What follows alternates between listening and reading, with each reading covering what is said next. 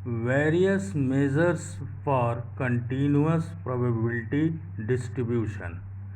अब continuous probability distribution के measurement में क्या क्या हम फार्मूला अप्लाई कर सकते हैं डिज़ायर्ड वैल्यू के लिए, ये इसकी स्टडी अब हम लोग करेंगे।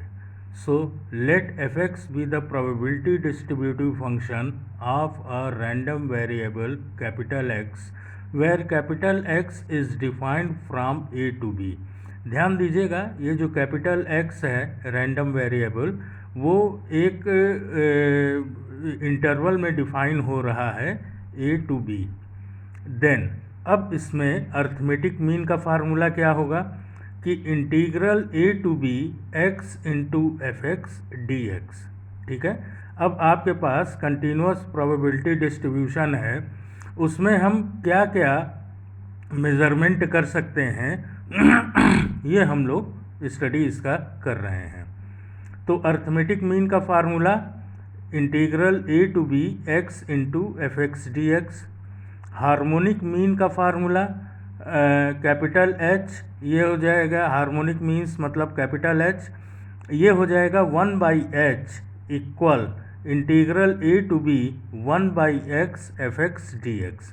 तो जब हम integral A to b 1/x f x D x की वैल्यू निकाल लेंगे तो हम दोनों साइड को रिवर्स कर देंगे। जब रिवर्स कर देंगे तो हमको कैपिटल एच मिल जाएगा।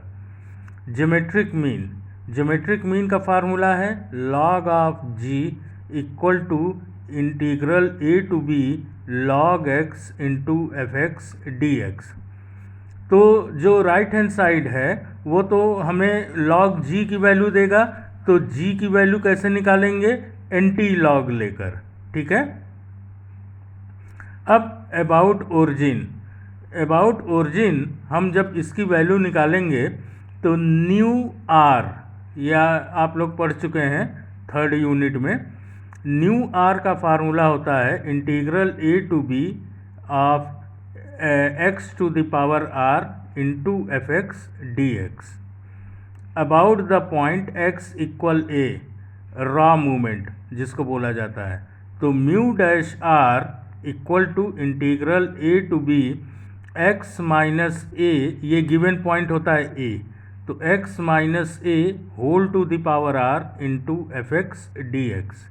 अबाउट मीन मतलब central moment, mu R equal integral A to B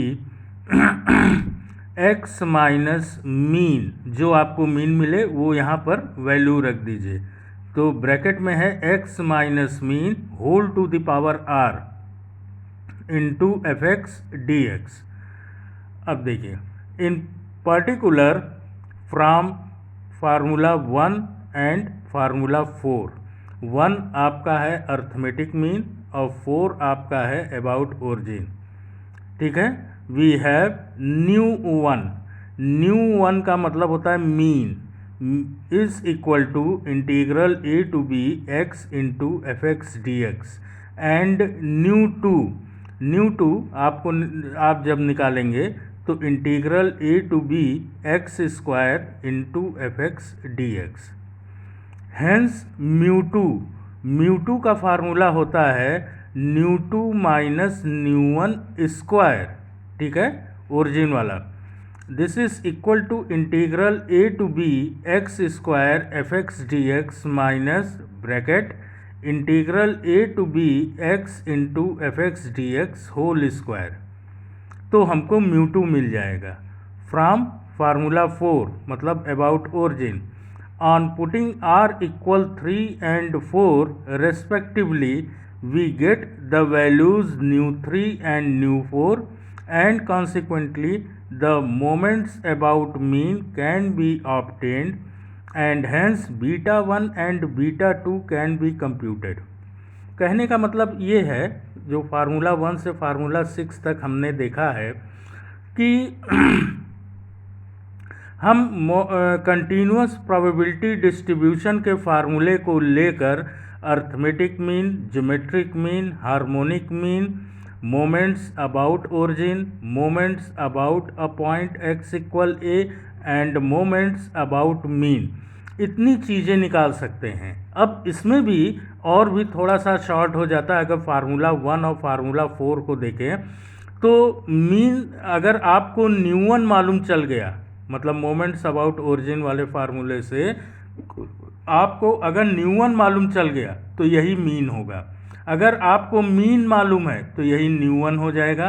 और फार्मूला आप अप्लाई करेंगे A to B integral A to B x into F x D X, और न्यू टू भी अब यहाँ से मालूम चल जाएगा integral A to B x square F x D x.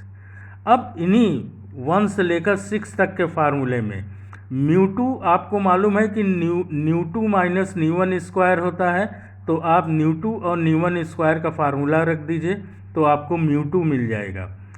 अब फार्मूला 4 से जब आप r इक्वल 3 और 4 रखेंगे 1 by 1, so we get the values mu 3 and mu 4, तो आपको न्यू 3 और न्यू 4 मिल जाएगा, जिसके फलस्वरूप the moments about mean can be obtained. तो आपको चारों मोमेंट्स मिल जाएंगे, म्यू 1, म्यू 2, म्यू 3, म्यू 4, ठीक है। एंड हेंस जब ये चारों मोमेंट्स मिल गए, म्यू 1, म्यू 2, म्यू 3, म्यू 4, तो बीटा 1, बीटा 2 भी मिल जाएगा। अब इसकी हेल्प से हम मीडियन भी निकाल सकते हैं। तो median is the point which divides the entire distribution in 2 equal parts. In continuous distribution median is the point which divides the total area into 2 equal parts. Median का मतलब ये है कि जैसे कोई इंडिविजुअल सीरीज़ है तो मीडियन आप निकालते हैं, तो मीडियन वो पॉइंट होता है जो बाकी दूसरे पॉइंट से इक्वल डिस्टेंस पे रहता है। और जब बात आ जाती है कंटिन्यूअस प्रोबेबिलिटी डिस्ट्रीब्यूशन में, तो मीडियन का काम है कि जो डिस्ट्रीब्यूशन से एक एरिया जो हम फॉर्म करते हैं y इक्वल एफ एक्स, जो अभी हमने पिछले उसमें पढ़ाया था लास्ट लेक्चर में, तो जो एरिया है तो मीडियन उस एरिया को इक्वल पार्ट्स में डिवाइड करता है। Thus, if capital M is the median, then integral a to capital M fx dx equal integral m to b। ध्यान दीजिएगा, लेफ्ट हैंड साइड में इंटीग्रल है a to capital M is equal to right hand side में integral है m to capital B fx dx, और ये 1/2 के equal रहता है क्योंकि ये इक्वल पार्ट्स में डिवाइड करता है इसलिए। Thus, solving integral a to m fx dx equal 1/2 या integral m to b fx dx 1/2 for m, दोनों में से कोई एक सॉल्व कर लीजिए तो दूसरे की वैल्यू आपको मिल जाएगी वही। We get the value of median. Mean deviation, mean deviation about the mean μ1 dash is given by, ये m डॉट d डॉट का मतलब मीन डेविएशन है, is equal to integral a to b mod of x minus mean into F x D X. In general mean deviation about an average a, capital A is given by ये m dot d dot about a, मतलब mean deviation about a equal to integral a to b mod of x minus a f x D x. ऊपर वाला formula में mean आपको रखना होगा, नीचे वाले फार्मूला में अगर कैपिटल A कोई वैल्यू दी गई है, मतलब moments about A given point, तो वो वैल्यू आप रखेंगे। दोनों में डिफरेंस यही है। ये क्वार्टाइल और डिसाइल्स ये आपको नहीं पढ़ना है, ठीक है। अब आइए मोड पर। Mode is the value of x for which F X is maximum. Mode is thus the solution of f dash x equal to 0 and f double dash x is negative provided it lies in interval closed interval a b। Mode का मतलब होता है कि जैसे individual series है, मतलब सिर्फ x की वैल्यूज़ दी गई हैं, तो उसमें आप देखिए कि जो गिवन वैल्यूज़ है क्या उसमें कोई वैल्यू रिपीट कर रही है, ठीक है, 2 बार 3 बार 4 बार, तो जो वैल्यू रिपीट करे तो वही उसका मोड होता है। या जो मान लीजिए कि रिपीटिशन नहीं है तो जो वैल्यू सबसे बड़ी हो वही उसका मोड होता है। ठीक है, ये आपको आपके कोर्स में नहीं है, क्यूमुलेटिव डिस्ट्रीब्यूशन फंक्शन, ये आपके कोर्स में नहीं है, तो इसलिए आप इसको नहीं पढ़ेंगे। ठीक है।